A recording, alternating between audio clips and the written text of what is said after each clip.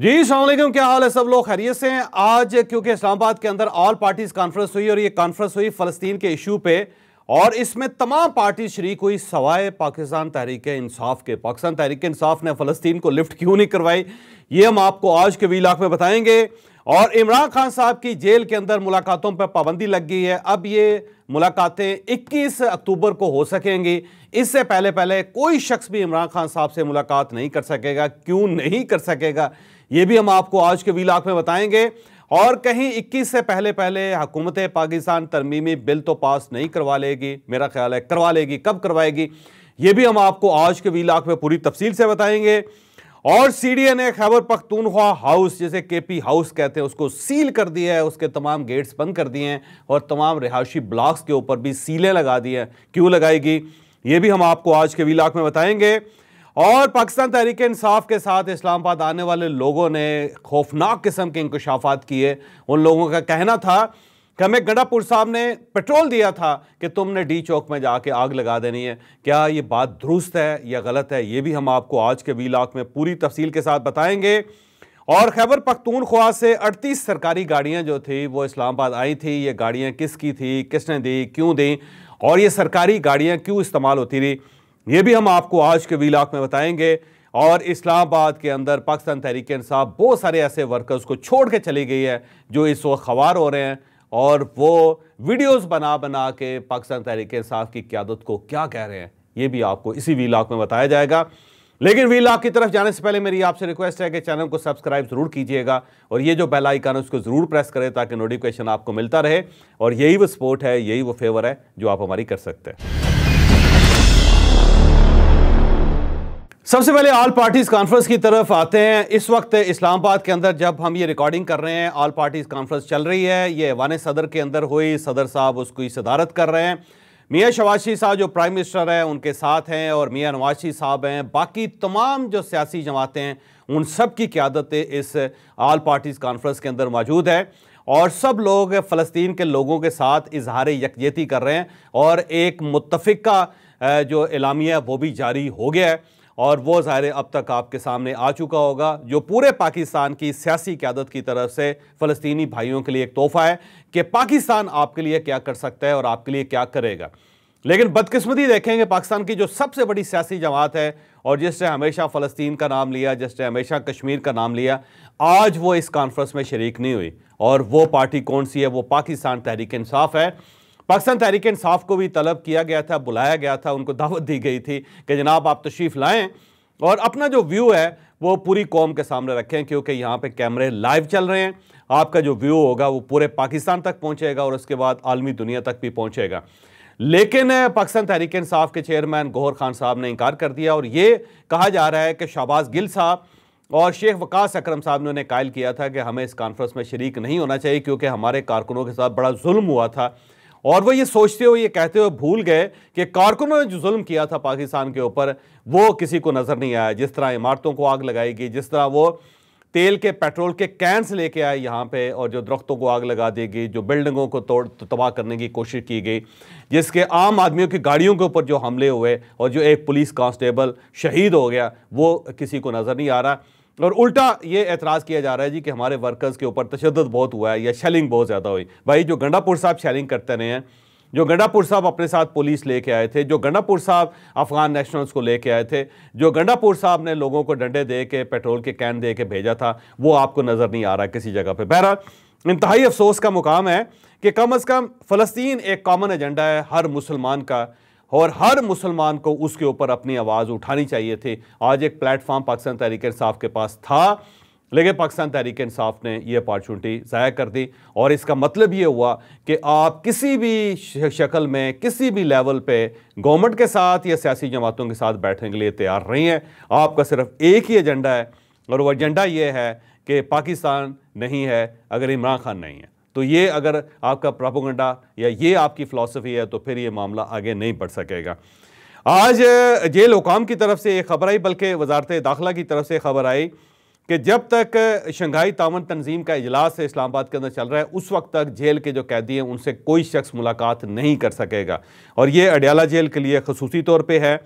और इसमें क्योंकि इमरान खान साहब हैं यहाँ पे, तो कहा यह जा रहा है कि यह पाबंदी इमरान खान साहब के लिए लगी है। और यह बात बड़ी हद तक दुरुस्त भी है, क्योंकि हम पिछले वीलॉग में आपको बता चुके हैं कि गंडापुर साहब ने कल तकरीर की है खैबर पख्तूनख्वा असम्बली में, और उन्होंने कहा जी ये जद्दोजहद जारी रहेगी और उसके बाद अब मैं इमरान खान साहब से पूछूंगा और अगला लाए अमल का ऐलान करूंगा। तो उसमें मैंने आपसे ये बताया था, आपके सामने गोश गुजार किया था कि अब गंडापुर साहब की इमरान खान साहब से मुलाकात नहीं हो सकेगी और ये मुलाकात शंघाई ताउन तंजीम के बाद ही होगी, क्योंकि हुकूमत नहीं चाहती कि किसी किस्म का और कन्फ्यूजन या ड्रामा यहाँ पे इस्लामाबाद में हो।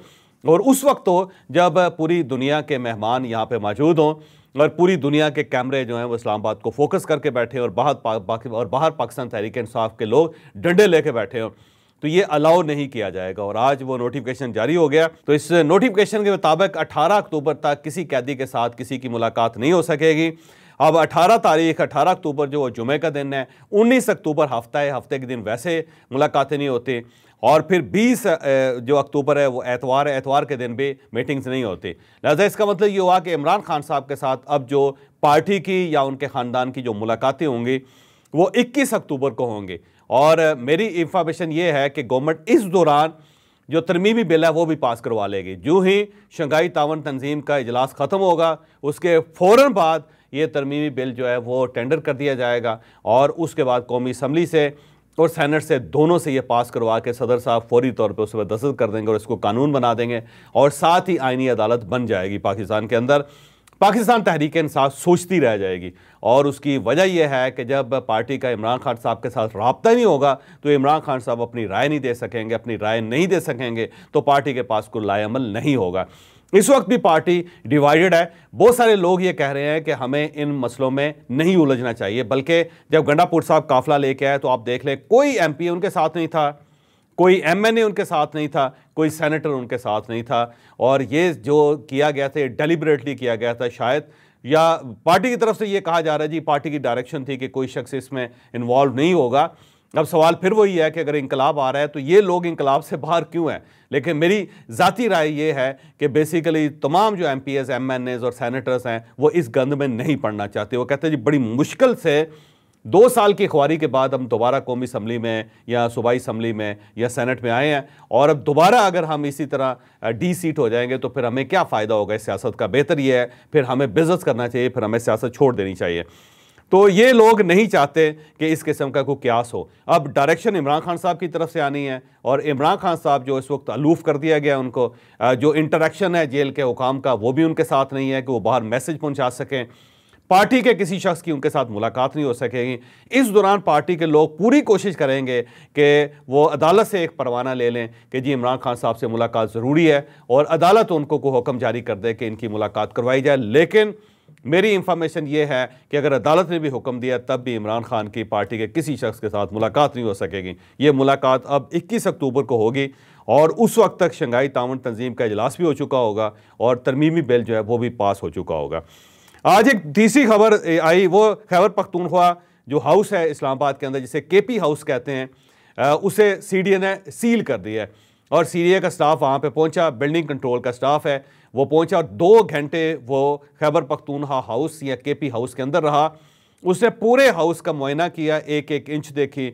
उसके बाद तमाम जो रिहायशी इलाके हैं या रिहायशी ब्लॉक्स हैं उन सबको उन्होंने लॉक किया। लॉक करने के बाद दरवाज़ों के ऊपर सील लगाई।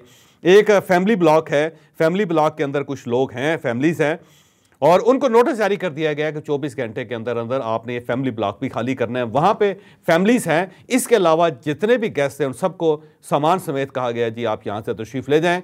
वो सब लोग वहाँ से चले गए हैं और उसके बाद फिर पूरे केपी हाउस को सील कर दिया गया और उसके दोनों जो गेट्स हैं, एंट्री और एग्ज़िट के गेट, उन दोनों के ऊपर सील लगा के सीडीए ने अपना एक लेटर भी लगा दिया उसके ऊपर कि जनाब ये हुक्म है, इस हुक्म के तहत जब तक हम नहीं चाहेंगे केपी हाउस नहीं खुल सकेगा।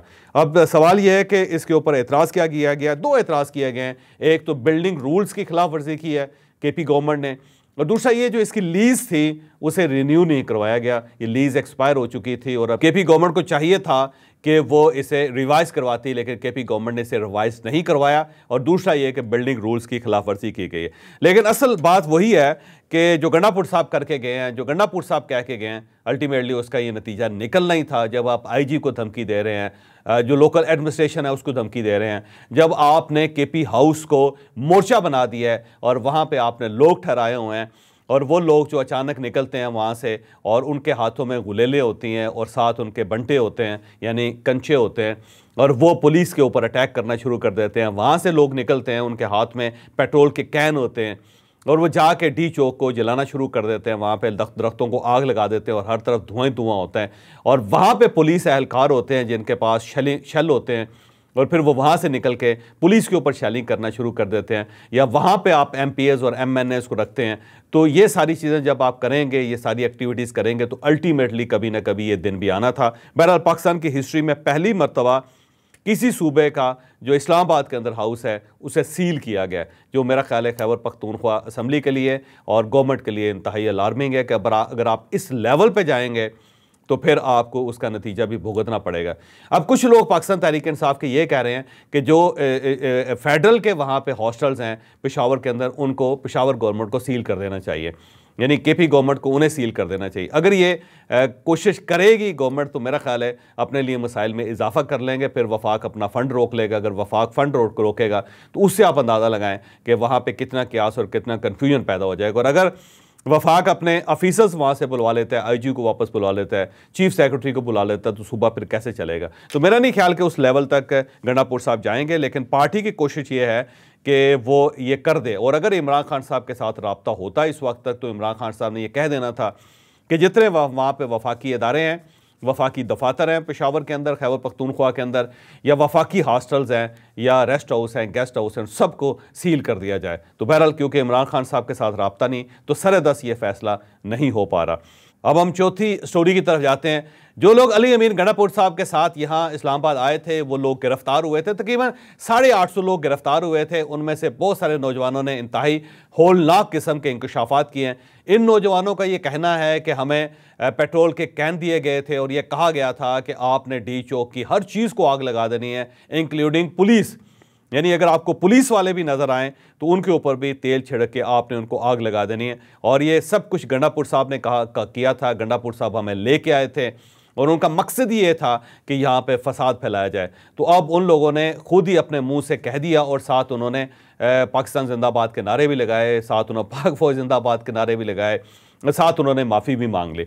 तो ये जो लोग बाकायदा अपने होशो आवास में ये सब कुछ रिकॉर्ड करवा रहे हैं, तो मेरा ख्याल है कि ये जो एतराफ़ है ये अली अमीन गंडापुर साहब के लिए काफ़ी है। अली अमीन गंडापुर साहब के साथ जो फ्यूचर में जो नए केसेस बन रहे हैं उन केसेस के लिए ये मटीरियल काफ़ी है। आज एक और ख़बर भी आई और ख़बर ये थी कि 38 गाड़ियाँ जो थी यहाँ पे वफाक आई और ये गाड़ियाँ खैबर पख्तूनख्वा से आई थी और ये गाड़ियाँ जब्त कर ली गई हैं, इस वक्त यहाँ पे मौजूद हैं। और ये गाड़ियाँ एक्साइज से खैबर पख्तूनख्वा हाउस के लिए ली गई थी, यानी कि केपी हाउस जो पेशावर है, यानी चीफ मिनिस्टर हाउस जो है उसके लिए ली गई थी। और चीफ मिनिस्टर हाउस के अंदर ये गाड़ियाँ एक्साइज डिपार्टमेंट ने पहुंचाई थी। ये गाड़ियाँ वो हैं जो गवर्नमेंट की हैं और कुछ गाड़ियाँ ऐसी हैं जो जब्त हुई थी, जो गाड़ियाँ ज़ाहिर इलीगल थी, जिनके चेसिस नंबर ठीक नहीं थे, उनको ज़ाहिर एक्साइज डिपार्टमेंट उनको जब्त कर लेता है। तो ये जब्त शुदा गाड़ियाँ थी और गवर्नमेंट की गाड़ियाँ थी। ये सारी गाड़ियाँ केपी गवर्नमेंट के हवाले की गई थी, सीएम हाउस में पहुँचाई गई थी और सीएम ने ये गाड़ियाँ तमाम लोग जो यहाँ पे पहुँच रहे थे उन सब के हवाले कर दी थी और उन्होंने कहा था कि आप ये ले जाएँ और आपने इन गाड़ियों को इस मुजाहरे के दरमियान इस्तेमाल करना है। इसलिए गाड़ियों को बड़ी बेदर्दी से इस्तेमाल किया जा रहा था। तो अब एक्साइज ने लिख कर दे दिया है और जो केपी गवर्नमेंट है उसके मुख्तलिफ डिपार्टमेंट से लिख के दे दिया है। 38 गाड़ियों की जो लिस्ट है वो आ चुकी है, उनके नंबर्स तक आ चुके हैं, उनके मेक वो भी आ चुके हैं जो अभी इस वक्त आपकी स्क्रीन पे भी हैं। और इससे आप देख लें कि किस लेवल पे ये एक मुजाहरा किया जा रहा था और उस मुजाहरे का नतीजा क्या निकलना था। कुछ ऐसी फुटेजेस भी सामने आ रही हैं जिसमें जिन लोगों को गिरफ्तार किया गया वो पुलिस वैन के अंदर हैं और पुलिस वैन के अंदर खड़े होकर वो कह रहे हैं कि हमें गुमराह किया गया था, हमें यहाँ लाया गया था। उसमें बहुत सारे लोग जो हैं वो बहुत सारे लोगों पे लानत भी भेज रहे हैं, जो मेरा ख्याल है बड़ी ज़्यादती है। और ज़ाहिर उसकी वीडियो बन रही है, वीडियो बन के वो पाक फौज जिंदाबाद के नारे भी लगा रहे हैं। पाकिस्तान तहरीक इंसाफ के लोग इस वीडियो को प्रोपेगेंडा कह रहे हैं, वो कह रहे हैं जी प्रोपेगेंडा किया जा रहा है और स्टेट की तरफ से किया जा रहा है। अब ज़ाहिर है स्टेट के पास अगर लोग होंगे तो प्रोपेगेंडा भी होगा, अगर ये लोग आपके पास होते तो आपने क्या करना था। बहरहाल ये बात एक है कि जो लोग यहाँ पे आए थे उन्हें गुमराह किया गया था, उन्हें वर्गला के यहाँ लाया गया था, उन्हें एक इंकलाब की नवीद दे के लाया गया था और उनके साथ कोई MPA, कोई MNA, किसी एलीट फैमिली का कोई बच्चा शामिल नहीं था। और ये एक ऐसा इंकलाब था जो एक गरीब आदमी ने लेके आना था। वो बेचारा यहाँ पे आके मार भी खाता रहा, वो यहाँ पे आके आंसू गैस भी सहता रहा और वो अब थानों के अंदर भी पड़ा हुआ है और कोई उसका पुरसाने हाल नहीं है, कोई उनकी ज़मानत तक करवाने के लिए मौजूद नहीं है। तो इससे आप अंदाज़ा लगाएं कि किस कदर खौफनाक लोग हैं ये और क्या ये करना चाहते हैं और अल्टीमेटली इस किस्म की कोशिशों के बाद होगा क्या। तो मेरा आप सबको मशवरा है कि आप अपने बच्चों की हिफाजत करें और ये जो सो कॉल्ड इंकलाब आ रहा है उसमें अपने बच्चों की जान ज़ाया न करें, ना उनकी इस तरह बेहुरमती होने दें अपने बच्चों की। मुझे इजाज़त दीजिए, अगले व्लॉग में मुलाकात होगी।